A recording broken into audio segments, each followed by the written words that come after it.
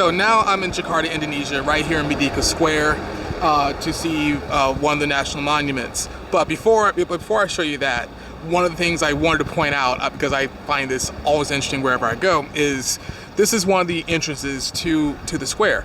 And as you see behind me, there's a lot of the buses, and which leads directly into the market, which I did not know was in Merdeka Square at all. I thought it was just, green space, monuments, and patriotism, and all that other good stuff. But no, there's a fully functioning market. And why I find that interesting is that was not the gate I took to come in here. I actually came in the other way, where it was absolutely nothing at all, and except for a couple of security guards, which I was expecting to be redirected, but no, they left me alone. So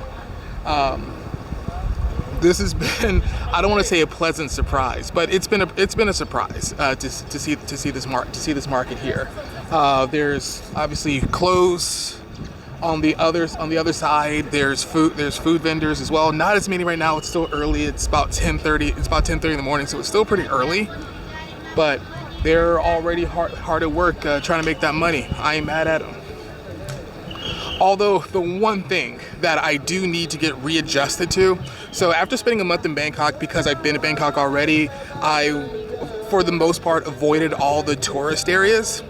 So I was in the very expat friendly local areas.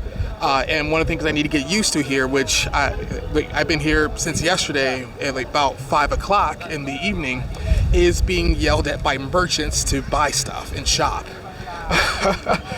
It's been a readjustment the past few hours. I've actually been outside, but I think I'll be fine. A number of people have asked me, why am I going to Jakarta? What's so special to Jakarta?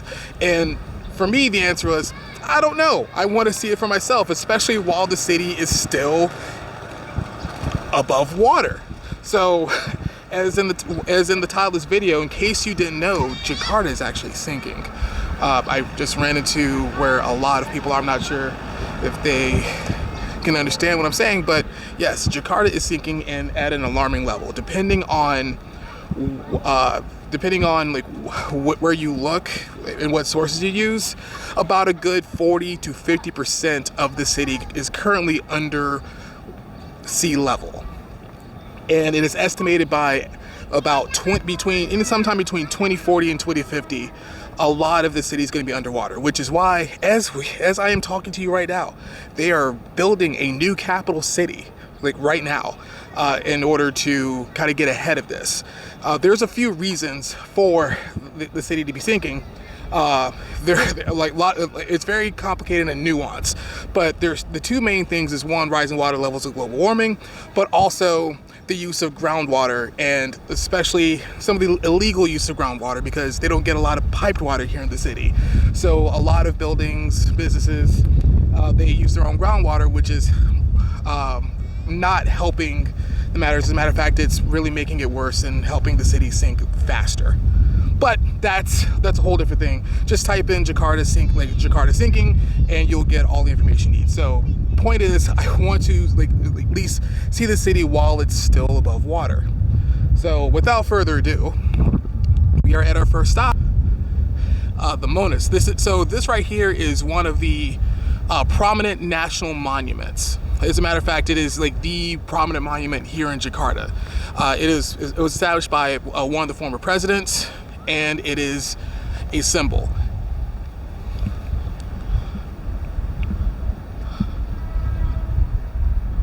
So apparently the entrance isn't open right now. There's some type of ceremony that's taking place, and I'm not sure to see it, but it looks like there's some important people coming out, and judging by the line of black cars, I'm assuming they're important and they're here to do some type of thing.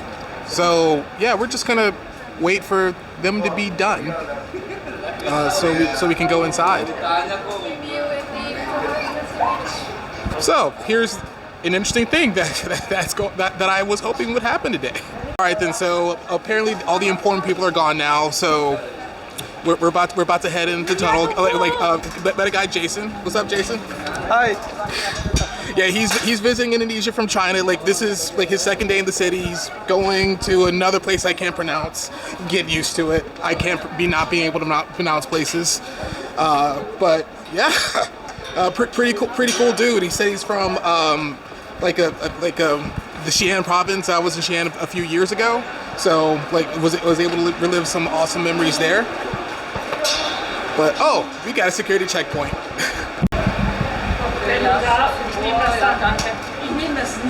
So before you go upstairs to the outside portion of the monument, where they have a deck, they have this little museum which simply contains dioramas of pivotal points throughout the history of Indonesia. So from like times of prehistory up until modern times, a lot of like just key events are just recorded via and it's actually pretty interesting to see just the transformations, like not only the transformations of like how history just unfolds, but also the events that they chose to highlight. So I was just talking to my man Jason right here. Turns out we actually have a lot in common. Yeah. Like both of us just like quit our jobs like not too long ago. Yeah. And we're just exploring and just like figuring things out, right? Yeah.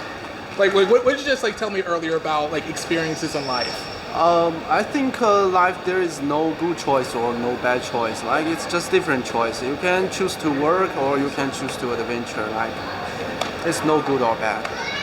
Exactly. Like I told you, this man's awesome. Now we are at the top of the Monas, or Monument Nacional. So the tickets to get up here are about 25,000 rupiah. So you get your ticket at the security checkpoint I ran into earlier, and it comes with number and a window of time, which lets you know about the time your number will be called, say from 11:30 to 12. It is advisable that you stay close by a monitor so you'll be ready when they call your number, because it doesn't go over loudspeaker. Think pharmacy type where the number comes up, but then they kind of yell out for your particular number. So just be on the lookout. Now we're leaving the monument. The next stop is the mosque, which, hold on, is right there. Okay, so now we're like just outside the Istiqlal Mosque. I think that's what it's called. Oh, chicken, rooster.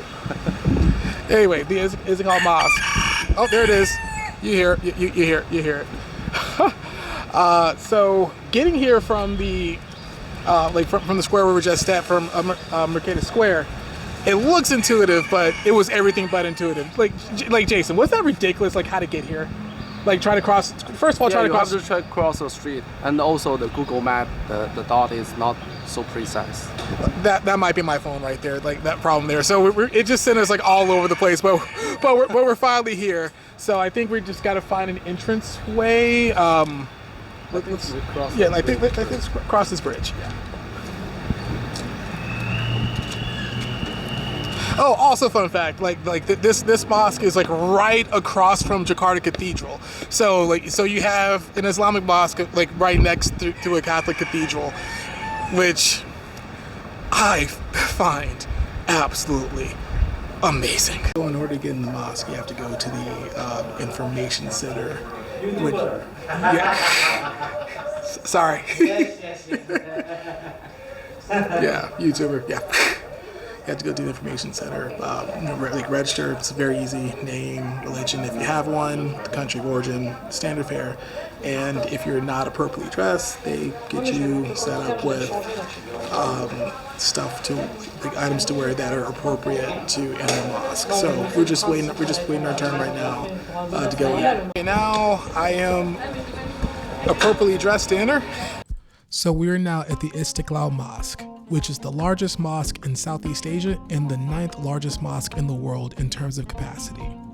Istiqlal is an Arabic word for independence.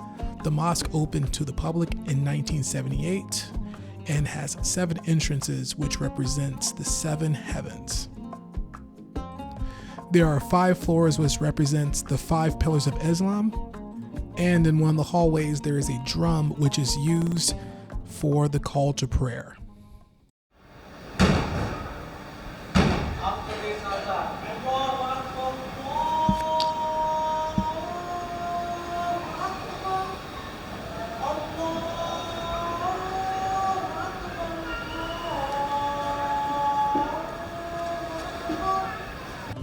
Once you get out to the courtyard, you'll notice that there is a single minaret, which represents the divine oneness of God.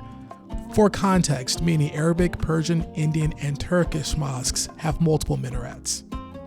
So as I mentioned earlier, there's the mosque that we just finished going through, and right across the street, literally across the street, is the Jakarta Cathedral. Now we're at the Jakarta Cathedral. The full name of the church in English is the Church of Our Lady of the Assumption. The current cathedral was consecrated in 1901, built in the neo-gothic style, which was very common to build churches at the time. There are 2 floors, with the second floor functioning as a museum housing relics of Catholic rituals, which unfortunately I didn't have the chance to see.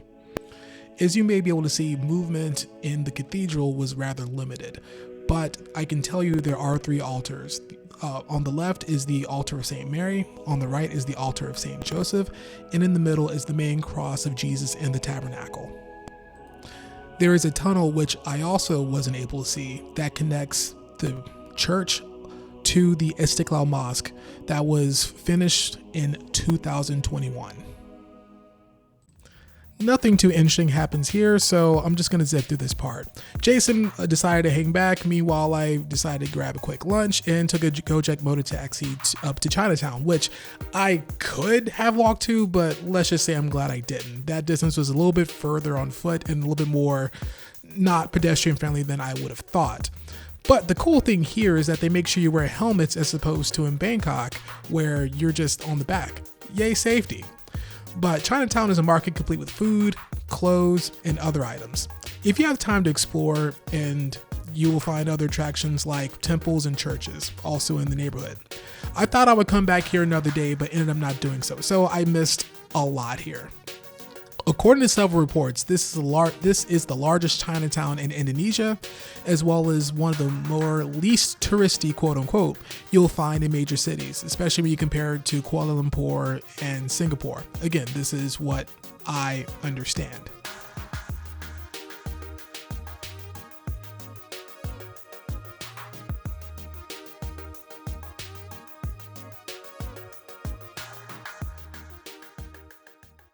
We are in Old Jakarta, so this is a part of the city that still has that Dutch influence. So when the Dutch were here all those centuries ago, this is part of the town that's still, like, architecturally and maybe a little bit culturally, that still has that influence. So we're gonna walk around and check it out. Jakarta Old Town, or Kota Tua, is another place I was planning to come back to in a few days, but also didn't make it here either. If you're here and you're interested, I would say I would have probably done a walking tour with someone else, kind of guided, to get a good feel of the area. Also to find some of the more nook and cranny-ish places that I may miss on my own. Hi, are you a streamer or YouTuber? Wait. Hello. Em ngomong dulu. Thank you. So I'm in Fatahila Square, and the boys you just saw. This is the reality. While traveling while black here, and this region of the world, there will be people who've literally never seen black people in person before. So they will, some of them will very politely to ask to get a picture with you. I do it because I don't know why. I just do it. I guess there's a part of me that likes the attention, that likes being a temporary celebrity.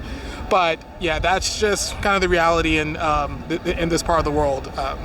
Fortunately, unfortunately, however you want to color it, I look at it as an opportunity to show people that, hey, because depending on where you are, there is a certain stigma with black people and black travelers, and that, hey, we're people just like you. We're nice, cordial, all this other stuff. Now, only once or twice have people been kind of disrespectful, and that gets shut down.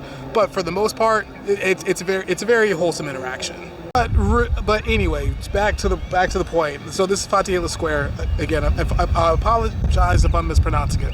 But as you can see around, just a lot of the Dutch influence around this particular area. Again, this is Old Jakarta, And also what you'll find are a bunch of, street performers that, they do their, obviously for tips.